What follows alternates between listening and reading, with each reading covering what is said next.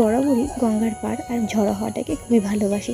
তো গঙ্গার পাড়ে এখানে প্রচুর লোকজন ছিল, ছোট থেকে বড় নানান রকমের লোকজনের সমাগম ছিল। আর এখানে না প্রতিনিয়ত মনে হয় কি বিকেল হলেই মেলা বসে যায়। তো কোন দিন কোন উৎসব সেটা বড় কথা না, মানুষের সমাগম সবসময় এখানে রয়েছে। তো এখানে মন্দিরগুলোতে কিন্তু তখন সন্ধ্যের প্রস্তুতি চলছিল। আমি চলে গেছিলাম, তখন ছিল সন্ধেবেলা।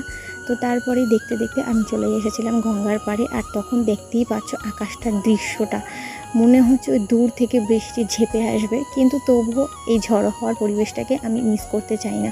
ঝড়ো হাওয়া তার সাথে এই গঙ্গার ঢেউ আমার যেন প্রাণ ছুঁয়ে যাচ্ছে। আমি বরাবরই এই রকমের একটা ওয়েদার খুঁজে চলি।